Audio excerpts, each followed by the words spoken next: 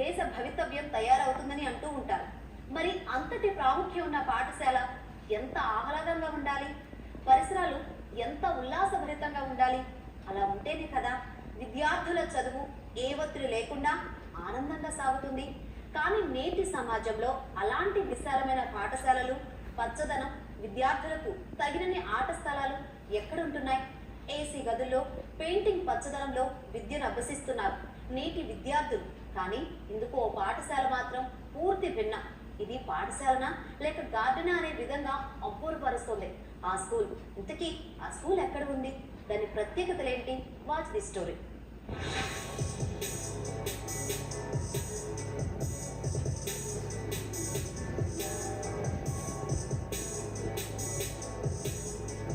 చుట్టూ పచ్చటి పోలవనం, మధ్యలో చిన్న బిల్డింగ్, ఆ వెనకాలే పెద్ద పెద్ద చెట్లు. ఇదేదో పార్కు అనుకుంటే పొరపాటే. అలాగని ఎవరిదైనా ఇల్లు అనుకుంటే పప్పులో కాలేసినట్లే. పార్కు కాదు, ఇల్లు కాదు, విద్యార్థులకు విద్యాబుద్ధులు నేర్పే పాఠశాల. ఏ పాఠశాలకు వెళ్ళినా ప్లే గ్రౌండ్ ఉంటుంది. కానీ ఏలూరు జిల్లా జంగారెడ్డిగూడెంలో ప్రతిభా పాఠశాలకు వెళ్తే మాత్రం ఎక్కడ చూసినా పచ్చదనమే కనిపిస్తుంది. నిత్యం ప్రకృతి ఒడిలో పాఠాలు బోధిస్తున్నారు స్కూల్ ఉపాధ్యాయులు. ఇలా చేయడం వల్ల విద్యార్థులు మానసిక ఒత్తిడికి లోనవకుండా మేధాశక్తి పెరుగుతుందని స్కూల్ నిర్వాహకురాలు లక్ష్మీ సరోజారెడ్డి చెబుతున్నారు. విద్య వ్యాపారంగా మారిన ఈ జనరేషన్లో ప్రతిభా స్కూల్ మాత్రం విద్యార్థుల భవిష్యత్తే ధ్యేయంగా ముందుకు సాగుతోంది. విద్యార్థులను మంచి ఆరోగ్యవంతులుగా ఉంచుతూ విద్యా బోధన ఇవ్వాలనే ఆలోచనతో స్కూల్ ఆవరణలో వేలాది రకాల మొక్కలను పెంచుతున్నామని సరోజారెడ్డి తెలిపారు. మన ప్రాచీన కాలంలో ఉన్న కొన్ని గురుకుల వ్యవస్థను చూసినట్లయితే మనకు అందులో నుంచి కొన్ని దొరుకుతాయి అన్నమాట. గురువు దగ్గరగా, నెజరు దగ్గరగా ఉండడం. అలాగే ఏంటంటే ఒక విధమైనటువంటి మాకు ఇష్టమైనటువంటి ప్రణాళికతోటి మేము ఒక కొత్త తరహాలో మేము స్కూల్ స్టార్టింగ్ చేయడం జరిగింది.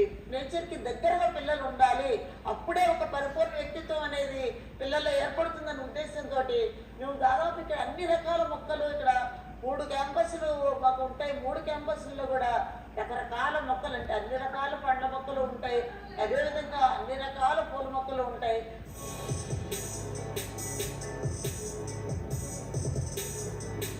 నాలుగు గోడల మధ్య విద్యా విధానం వల్ల విద్యార్థులు మానసిక ఒత్తిడికి లోనవుతున్నారు.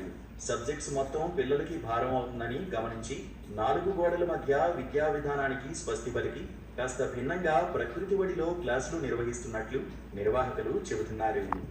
దేశ విదేశాల నుంచి మొక్కలు తీసుకువచ్చి స్కూల్ ఆవరణలో పెంచుతున్నారు. కొన్ని మొక్కలను రాష్ట్రంలో పేరుగాంచిన కడియం నర్సరీ నుంచి తీసుకొచ్చారు.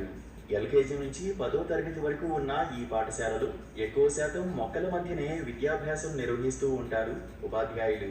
ఈ స్కూల్ నిర్వహిస్తున్న విధానాన్ని గ్రహించి ఉన్నత శాఖ విద్యా అధికారుల నుంచి ప్రశంసలు, అవార్డులు అందుకున్నారు.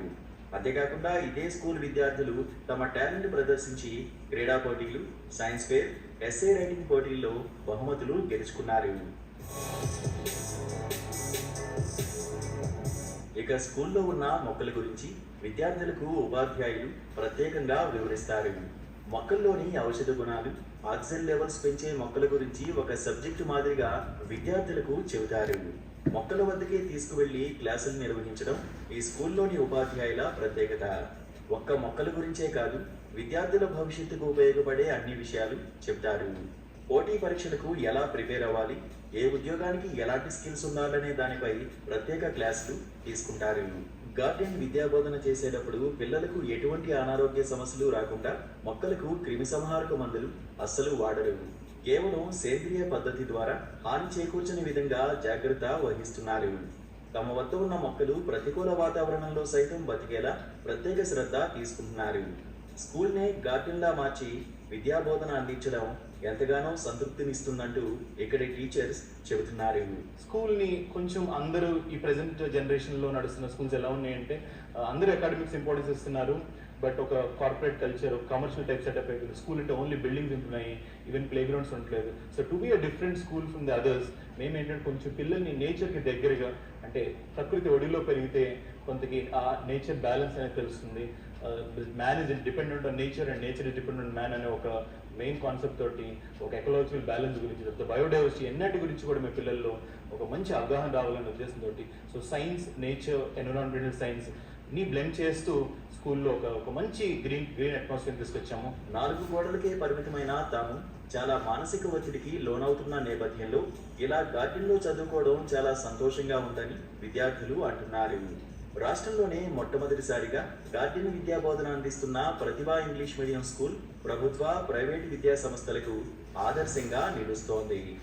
అందరికీ నమస్కారం. నా పేరు పి దుర్గశ్రీ. నేను ప్రతిభా పాఠశాల 10వ తరగతి చదువుతున్నాను. సో ఇవాళ ఏంటంటే మాకు ఇక్కడ మా స్కూల్ అన్ని స్కూల్స్ కంటే చాలా డిఫరెంట్. ఎందుకంటే ప్రతి ఒక్కరు క్లాసెస్లో కూర్చొని పిల్లలు చాలా ప్రెషర్ ఫీల్ అవుతారు సీరియస్ చెప్పాలంటే. కానీ మా స్కూల్లో మాత్రం మా మేడం మాకు బయాలజీలో ఉన్న ప్రతి ఒక్కటి చాలా బ్యూటిఫుల్గా ఉంటుంది. నాకు బేసిక్లీ మామూలు క్లాస్లో కూర్చున్నా కూడా కొంచెం డిస్టర్బ్ అయిపోతున్నట్టు, చిరాకు వస్తున్నట్టు ఉంటుంది. అలా నేను అలా ఫీల్ అయినప్పుడు ఈ ఏరియాకి వచ్చి ఇలా కూర్చుంటాను. ఎందుకో చాలా పీస్గా, సైలెంట్గా ఉంటుంది. చదవడానికి ఇంకా కాన్సన్ట్రేషన్ పెరగడానికి కూడా ఇది చాలా పెద్దది. ఎందుకంటే ఆక్సిజన్, నేచర్ ఫ్రీ ఆక్సిజన్ మనం తీసుకోవచ్చు ఏరియాలో. ఇది ఈ వారం వీకెండ్ ఎక్స్క్లూజివ్స్. నెక్స్ట్ వీక్ మళ్ళీ కలుద్దాం.